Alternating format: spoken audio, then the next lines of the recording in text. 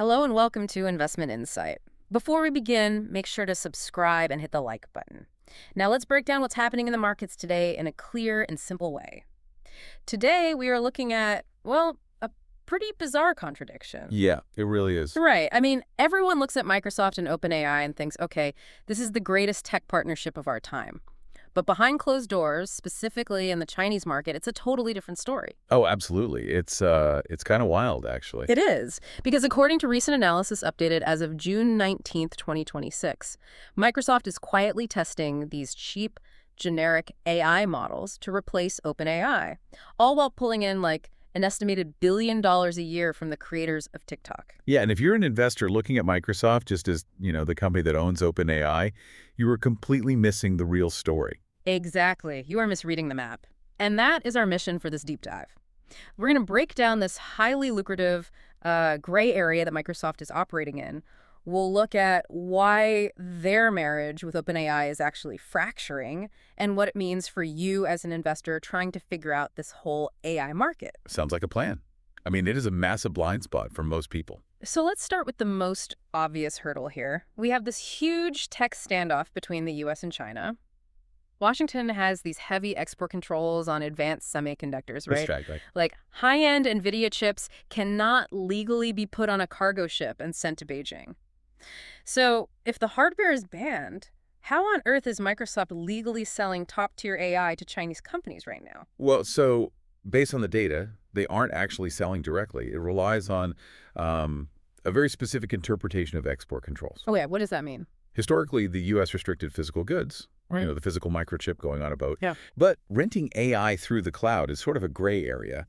They use something called Azure China. It's a physically separate cloud operated by a local partner.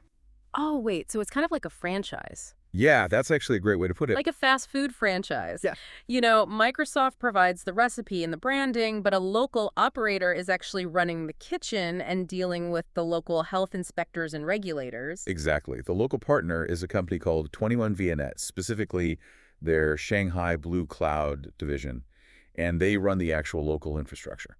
Wow. Okay, so Microsoft just licenses it out. Yeah, and the numbers here are just staggering. I mean, anonymous sources in recent reports suggest ByteDance, the parent company of TikTok, is actually Microsoft's biggest Chinese AI customer. Wait, really? ByteDance? Yeah.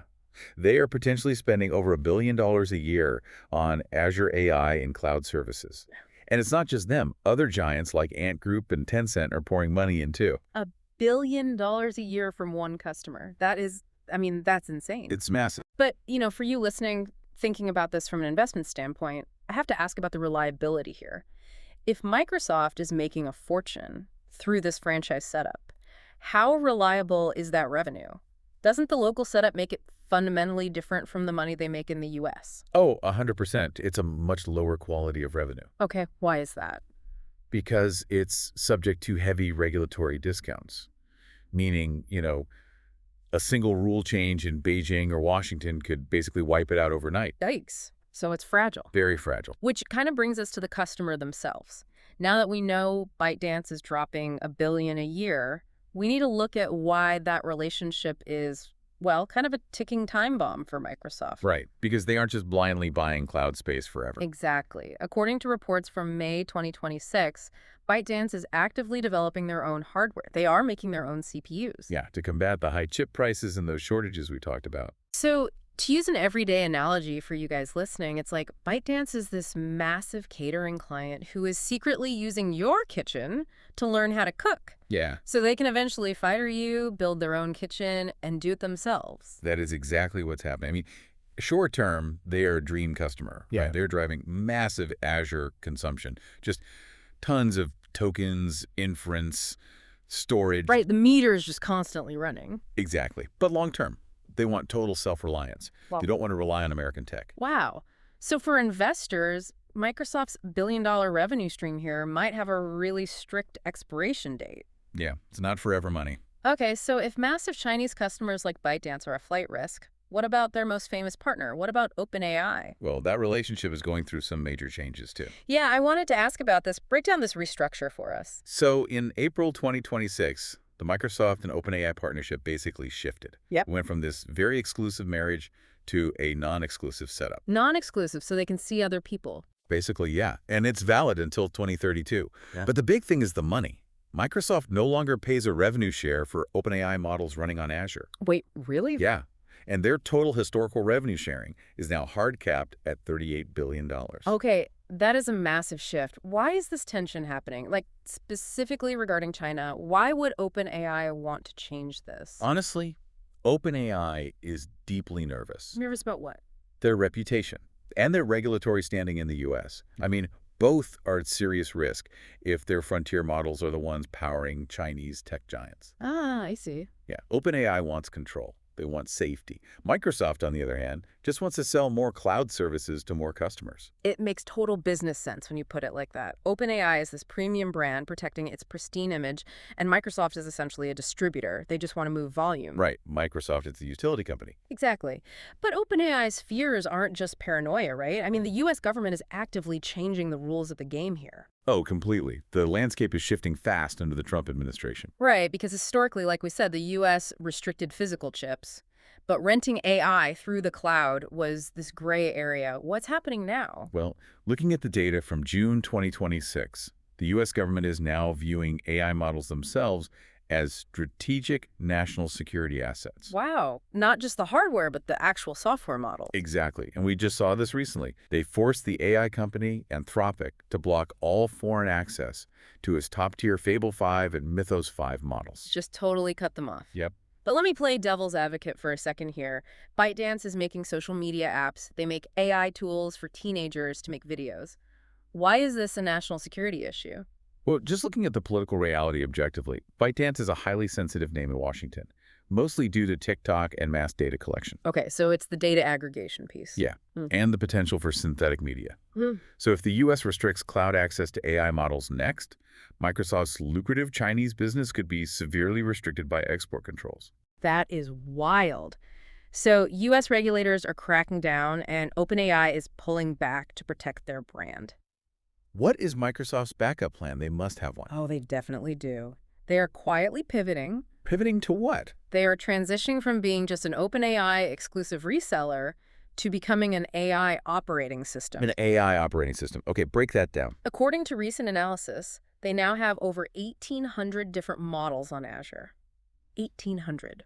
That is a lot of models. Yeah. And back in January 2025, they added a Chinese startup model called DeepSeek R1. DeepSeek. I've heard of them. Yeah. And by June 2026, they were actively testing these cheaper models for their own Copilot software. Why use a cheaper model for their own flagship software? Because offering unlimited top-tier AI for everything is just way too expensive. It was killing their profit margins. Right. So if I'm just summarizing a boring email, I don't need a genius-level OpenAI model. I could use the cheap DeepSeek one. Exactly. So to make this crystal clear for the listener, it's like a supermarket.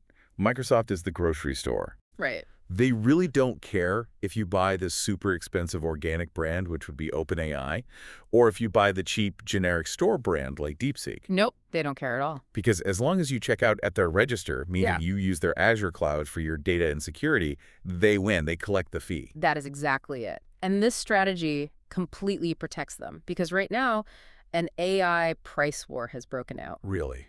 A price war? Yeah, the Wall Street Journal reported on it in June 2026. Companies are migrating routine tasks to these cheaper models, like Alibaba or DeepSeek. Oh, wow. Yeah, and they're cutting their costs by up to 95%.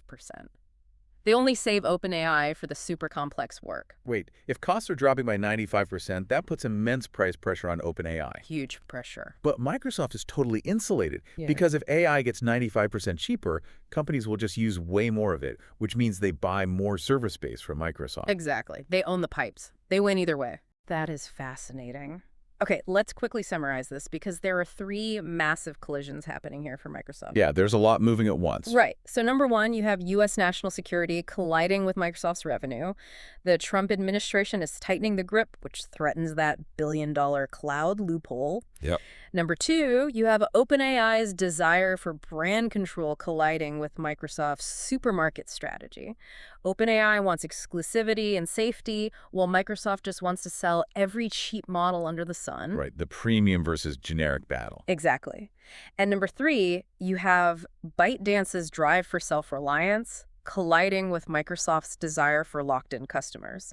ByteDance is paying them today just so they can build the hardware to replace them tomorrow. That sums it up perfectly. Uh, And, it leaves us with a really interesting final thought. yeah. What's that? Well, if you look at where this is all heading, AI might truly become a heavily regulated utility, like, electricity or water. Okay, I can see that. And if that happens, the real winners won't be the companies making the smartest AI models. The models themselves might just become open source commodities. Wow, okay. So who wins? The real winners will be the companies who own the pipes, the physical data centers, and the massive compliance systems required to deliver it safely and legally. The infrastructure. Exactly. Which begs the question, is Microsoft destined to just become the world's ultimate, heavily regulated AI utility company? Man, that is a fantastic question for you guys listening to mull over this week. Are we investing in the smartest brain or the power lines keeping the brain turned on? Don't forget to subscribe and hit that like button.